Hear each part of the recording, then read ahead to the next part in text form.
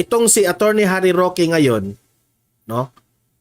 Kasi, okay, let's start with si Maharlika nagpalabas ng ebidensya, di ba? Sa PIDEA. At sabi ni Maharlika, baka ito raw yung mga nakita ni former President Duterte sa PIDEA na itong si Presidente Bongbong Marcos is involved dito sa pulburonik, di ba? Okay, ngayon, in-upload ni Maharlika sa kanyang Facebook page. Dinownload ito ng mga vloggers, pati tayo, binevlog natin, gumawa tayo ng reaksyon at ang ating opinion. Diba? Sabi ko sa inyo, malaking chance na maniniwala ako dito. Kasi nakikita ko parang si Xerox copy talaga ang lumang papel. Kasi 2012 pa yon, di ba? Yun ang sabi. Ngayon, nag-response na itong PIDEA. Okay, ang response ng PIDEA, baka raw kino-computerize ito. Ginawa lang ito. So meaning to say, dininay ng PIDEA na yung ipinakita ni Maharlika ay gawa-gawa lang yon sa madaling salita. Okay? So hindi naniniwala ang PIDEA at sabi ng PIDEA, gawa-gawa lang yon, computerized, AI raw ang gumawa. Baka AI raw ang gumawa dito sa ebidensyang ipinalabas ni Maharlika. Okay? So ngayon, nakita ito ni Harry Roque, itong series of events, napakinggan niya si Maharlika, narinig nila yung palusot ng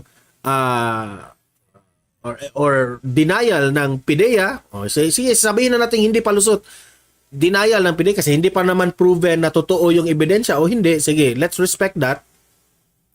So, heto na. Pakinggan natin yung reaction, opinion ni Harry Roque tungkol dito. Okay? At tayo rin ire-react natin kung tama ba ito o hindi. Okay? Play. Harry Roque. Pasok. Pasok, Harry Roque. Mainit ang naging usapan ninyo kahapon na hindi ako makapasok. Sali ako dyan. Ba't hindi ako sinasali? No? Alam mo talagang nawindang ang buong Pilipinas doon sa linabas sa dokumento ni Maharlika. No? Pero ang bilis ng denial ng PIDEA, well, alam nyo, lilinawin ko ha. VP Sara, kung nanonood ka ngayon, marami nang nagko-congrats sa inyo. Okay? Keep up the good work, Vice President. Wala tayo sa posisyon para sabihin kung authentic yung dokumento o hindi. Pero ang sinasabi ko, mali naman yung pamamaraan na sinabi ng PIDEA kung bakit yan ay fake. Ang sabi nila, hindi raw yan kabahagi ng isang computerized system nila, no, na kung saan naka-record lahat yung authority to operate. At ang sabi pa nila artificial intelligence daw ang ginamit para gawin yan. Una-una mga partners, walang kinalaman ng computers dito. Bakit? Meron tayong tinatawag na electronic evidence rule. Kapag ang isang dokumento ay computerized document, kinakailangan sumunod ka doon sa electronic evidence rule para mapatunayan ng authenticity noong dokumento. Pero partner, tignan mo naman ito. Ito ba isang electronic document? Hindi eh. Ito isang picture document. So ang pag-authenticate... Actually, pariha kami ng observation ni Attorney Harry Roque. Di ba? Kung matatandaan natin, nasabi ko na itong inilabas ni Maharlika parang si Xerox copy. Kasi, ang argumento ngayon ng PIDEA, ang gumagawa raw rito ay AI, Artificial Intelligence. Yung Artificial Intelligence na mga softwares ngayon, no? Madali yung husgahan natin na yan ay gawa-gawa ng Artificial Intelligence. Because of the perfection sa artificial intelligence, kasi sometimes, 'di ba? Kung makikita nyo, 'di ba, merong sa ating mga cellphones, merong mga application na mada-download natin na paano nila gawin ang ating mga mukha, 'di ba? Na yung ating liig tumaas. Itong mga fat sa ating face, matanggal, 'di ba? That's the work of the AI, Artificial Intelligence. Kung sobrang malaki ang bibig mo, paliliitin yan ng Artificial Intelligence. Diba? Yun naman ang trabaho ng AI. Kung yung ilong mo, kagaya sa akin, na flat ng ilong. Oh, itong ilong ko, flat. Flat yung ilong ko, di ba? Kung gagawin ito ng artificial intelligence, magiging ano ako? Ganyan, oh. Magiging Coco Martin ang mukha ni Don Martivi. Oh, ayan, oh, Coco Martin na, di ba? It depends on the AI. Kasi ang AI nga, kapag ang AI na ang magtrabaho on something, parang perfection talaga. Kita nyo nga sa TikTok, di ba? Gumaganda yung mga mukha nyo sa TikTok. O, tingnan nyo. O, kayong, if you are age already 60 years old, punta ka sa, punta ka sa TikTok. O, punta ka dun. Eh, biglang mag-20 years old yung mukha mo. Because of the artificial intelligence na mga ginagawa doon sa TikTok. That's yung TikTok rin, AI rin 'yun. Yung matatawag yun na artificial intelligence, yung mga automatic na magbago yung mukha mo, 'di ba? So, dito sabi ng PIDEA, ang palusot nila dito, ang argumento nila dito, ito raw inilabas ni Maharlika, AI raw. Eh, sabi ko naman, hindi naman talaga AI ito. Oh, sabi ni Tesero Behes, dalhin kay Vicky Bello. Sabi pa nga, meron pang nagsasabi na ano yung lugar sa Manila na nagpipeke ng mga dokumento? Meron sa Manila, meron 'yan. Sa Recto ba 'yon tawag doon? Sa Recto meron daw mga documents na pinipeke yung mga birth certificate, ganon, ganyan. Talagang nasabi ako, nag-i-exist pala yan ngayon. Baka, di ba, yun, illegal yun, di ba? Dapat hulihin na yan sila. Pero sabi dito, may nagsasabi na ginawa raw ito sa Recto. Ito namang PIDEA, sabi nila AI raw ito. Alam mo, PIDEA, hindi ko talaga, malayo talaga sa hulog sa argumento ninyo na ito ay ginawa ng AI. Kasi kung makikita nyo, no, the way I observe it, parang Xerox copy siya sa original. Okay?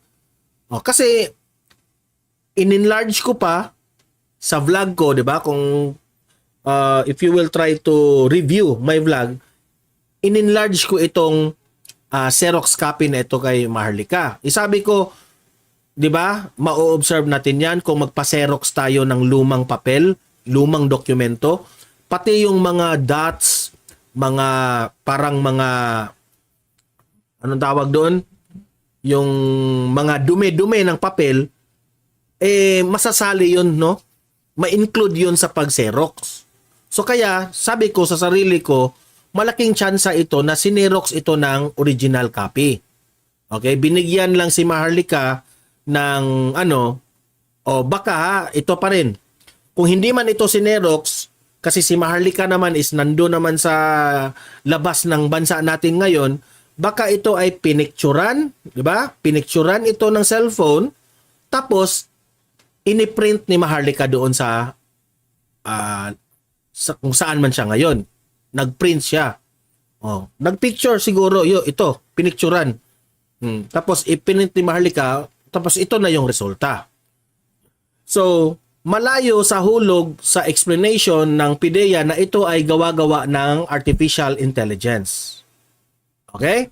So, heto pa, meron pang ibang argument si Harry Roque na nagkapareho kami ng analysis. Tungkol nga dito sa pirma. Sino ba ang pumirma dito? Kasi merong pirma, di ba? Oh, kung kayong mga taga-PIDEA, kung marunong talaga kayong mag-authenticate na ito ay totoo o hindi, bakit hindi nyo tingnan itong nagpirma? Sino ba itong nagpirma? At doon, tatanungin natin kung sino at totoo ba itong leader. Kasi nandyan leader, di ba? Oh, play. Ito, miski ito'y makakarating sa hukuman, simple lamang. Nasaan yung original, una-una, at pangalawa, sino yung tao na pumirma? Kinakailangan yung taong pumirma ay sasabihin niya, pirma ko nga yan. At ito yung authority to operate na aking linagdaan. Correct. Tama talaga ang analysis ni Roque. Dapat, kasi malayong-malayo talaga ang palusot ng PIDEA na sabihin mong AI. Oh. Bakit kayong mga taga-PIDEA, bakit hindi nyo sabihin na sino ba ang nagpirma dito? Hanapin natin at tanungin natin kung sino ang nagpirma.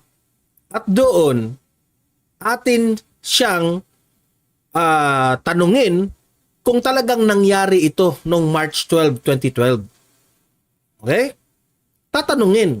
Yun sana ang, kasi para sabi ko mahina pa rin ang PIDEA natin mahina sa mga investigasyon Kasi I don't want na pangunahan ko kayo PIDEA na kayo ay pinagtakpan nyo si PBBM. Ayokong magbigay ng mali siya. So sana naman, kung merong akusasyon laban sa sinabi ni Maharlika, dapat ang unang-una ninyong argumento dito, itong pumirma. Kasi legit na tao ito. Okay? Itong, anong tawag dito sa mga nagpirma dito? I-enlarge ko ha. I-enlarge ko. Team leader. Team leader ng PIDEA. Okay? Team leader na trumabaho dito sa surveillance, itong search warrant. Okay? Itong kanilang ginagawa at that time sa Makati. Ayan, may house number pa nga yan, di ba? So, mainit ang naging usapan ninyo kahapon na So, hindi ako makapasok. Sali ako dyan. Ba't nyo ako sinasali, no? Alam mo talagang muna, kasi bumalik yung nawindang ang buong video. Pilipinas doon. Ayan. So, si Harry Roque rin, nagtataka siya bakit hindi man lang pinag-usapan ng PIDEA kung sino yung pumirma dito. Di ba? Play. So yun lang po kinakailangan sa paper documents, no? Ng number, no?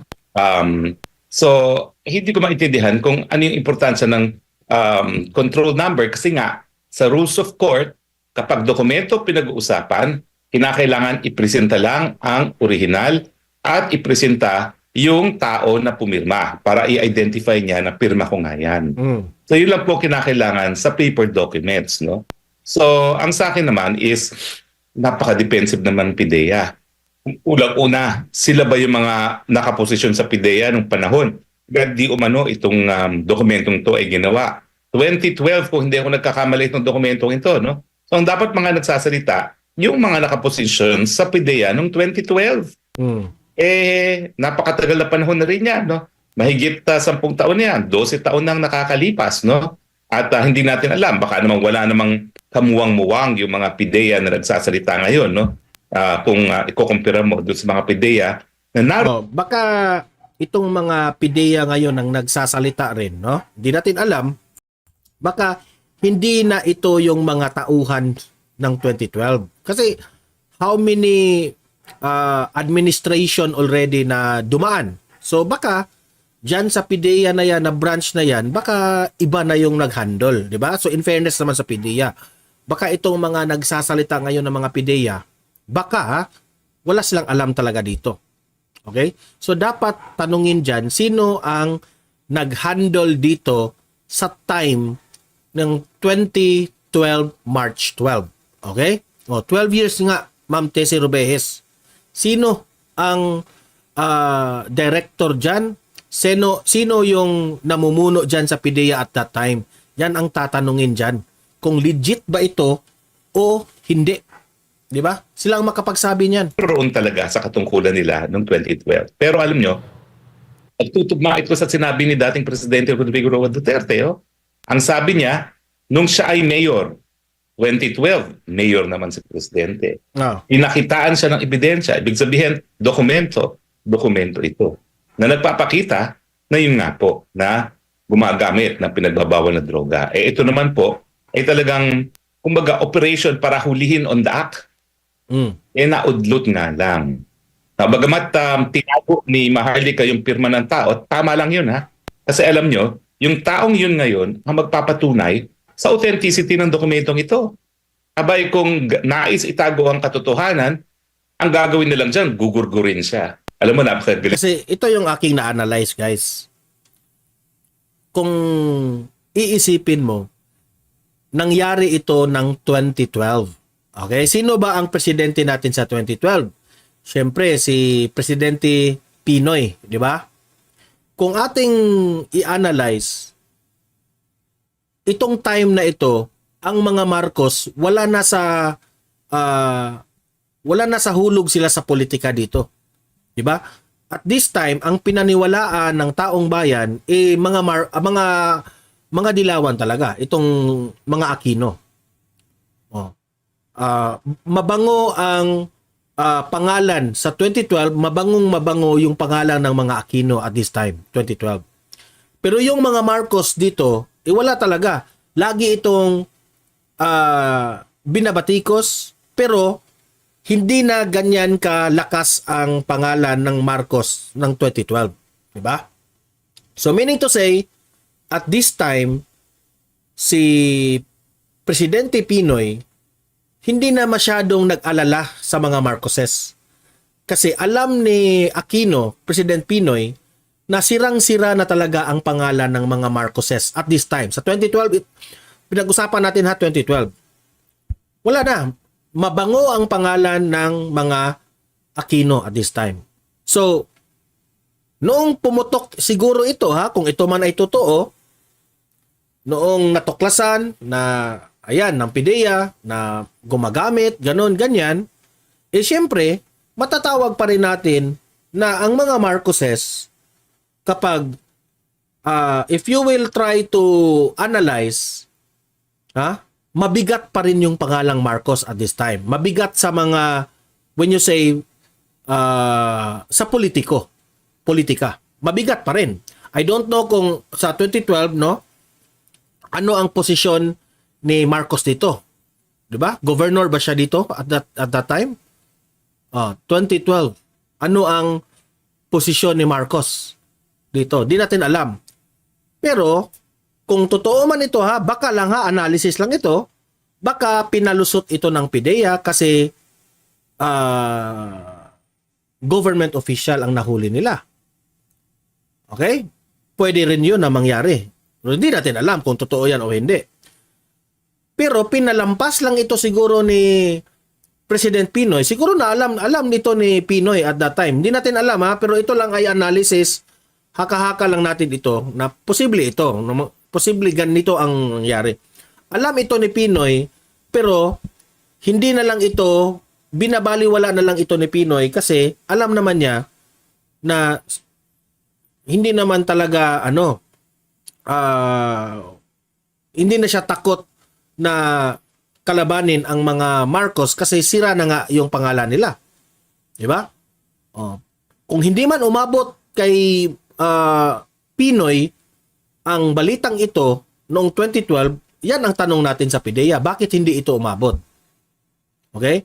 Kasi bakit kung totoo mang nahuli si Bongbong Marcos dito, bakit wala ring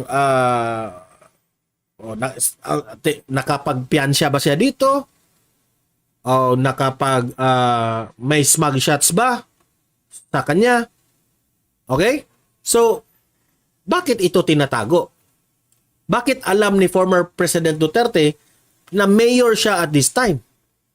Kasi, ganito consistent kasi si former President Duterte. Sinabi niya nung panahon ng kampanya, meron tayong presidente, meron tayong tumatakbong presidente na gumagamit, di ba?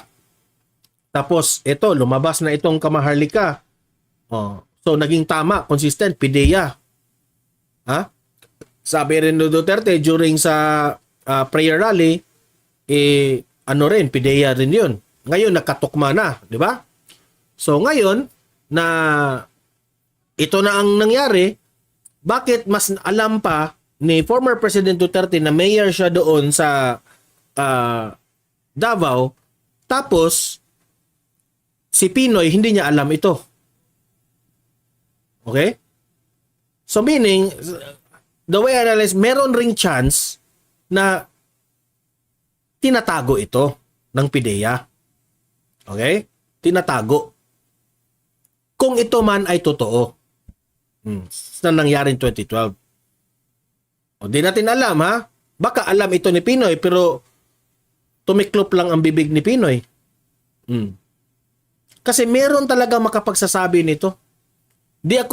Kung totoo man itong nangyari, meron talagang titistigo, pero takot lang siguro kasi presidente na si Bongbong Marcos ngayon. Diba? Kung totoo yan, meron talaga ganito. Talagang, sabi nga nila, wala ngang, sa Bisaya pa, walay asong makumkum. Diba? You cannot keep the smoke in your fist, diba? In yung arm. Talagang uusok at uusok yan. Oh. So, ang sa akin lang dito, kasi lumabas itong akusasyon ni Maharlika, dapat seryosuhin ito ng gobyerno na i-investigate ng mabuti. Kasi, kung totoo man ito, pinagloloko ni Mr. President ang taong bayan. Diba? Kung totoo man ito. Pero kung gawa-gawa lang ito, kung accusation ito kay PBBM rin, this will be also unfair kay PBBM. Unfair ito kay PBBM. So dapat i-investigate ito ng mabuti. Seryosong investigation sana ang hinihingi nating taong bayan. Okay? PDEA, huwag kayong mamumulitika. Suriin nyo, i-investigate nyo ng seryoso ito. Para kung itong inilabas ni Maharlika, kung peke itong dokumentong ito, makakasuhan nyo si Maharlika. Kasuhan nyo kung sa tingin nyo peke, di ba? Hinahamon ko kayo, kasuhan nyo si Maharlika kung peke man ito. Okay, so continue tayo. Ito si Maharlika, no? Siya ang responsable sa pagkakaroon ng mga bagong mga salita gaya ng gurgor. Ngayon, alam ng tao na kung ano ibig sabihin ng gurgor. So kinakailangan talagang itago kung sino yung taong yan. Dahil yung mga tao na gustong itago ang katotohanan, ay nako, baka matepok yung taong yan. So ngayon, ang dapat sa PDEA ay magkaroon sila ng transparency. Tignan nila. Siguro dapat makipagtulungan. O di naman kaya si Maharlika na makipagtulungan na sino yung taong yun. Hanapin na natin kung sino yung taong yun. Hindi naman kinakailangan otoridad pa maghanap dun sa taong yun. Pero may nakapirma dyan na taga-PDEA, so madali natin malaman kung sino yung taong yan at panindigan niya kung pirma nga niya o lagda nga niya yung nandoon sa dokumento. Actually, no? May punto rin itong si Harry Roque. May punto siya sa kanyang explanation. Kung totoo man itong dokumentong ito, sana itong si Maharlika makipagtulungan sa ating authorities. Kasi Maharlika, kung vlog ka lang ng vlog at magpakita ka ng mga dokumento, walang mangyari. Walang mangyari. Dapat si Maharlika rin makipagtulungan siya na makapagsabi na sino ba, saan galing yung source mo. Sino yung source mo dito?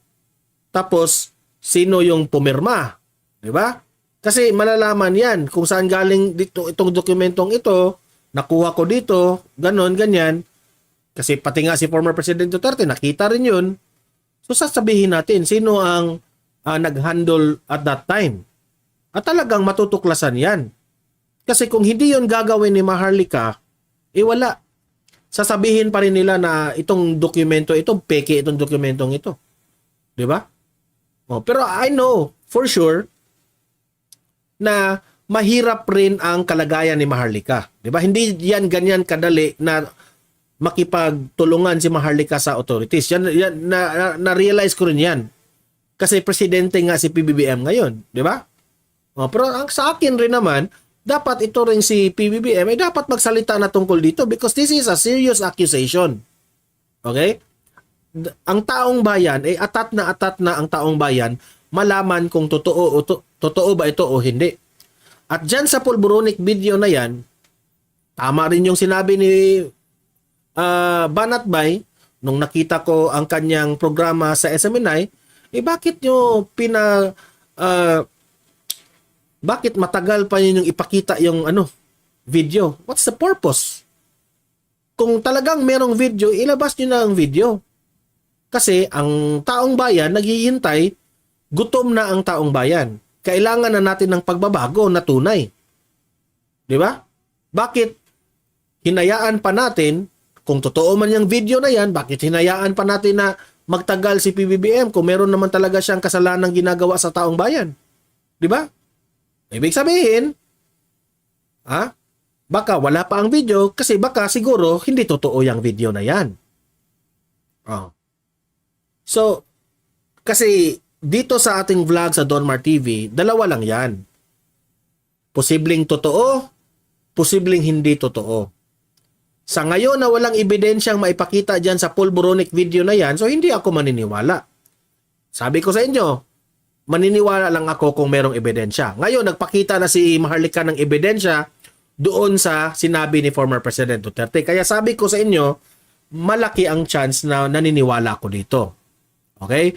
At yung nakita natin yung argumento at yung palusot ng PIDEA, medyo sablay yun. So mas lalo akong baka siguro nga totoo itong dokumentong ito. Kaya nga nananawagan tayo sa gobyerno na tutukan na ito at imbestigahan ito ng tama. Para fair kay PBBM, fair rin sa taong bayan. Dalawa lang yan ha. Na mapatunayan na si PBBM ay malinis o mapapatunayan ng taong bayan na meron talagang pagsisinungaling ang ating Pangulo. Dalawa lang yan. So justice sa ating bayan. We need justice sa ating bayan sa mga akusasyon na ito. Okay? So, my conclusion, at the end of the day, lahat ng ito ay masasabi ko, saka na ako maniniwala 100% kung talagang meron ng makapagpatunay sa korte na sinabi nilang totoo itong dokumentong ito. Peke itong dokumento ito. Okay? Kasi, kung heartily yung pag-investigate sa issue na ito, talagang maniniwala tayo. Okay? So, yun lang po.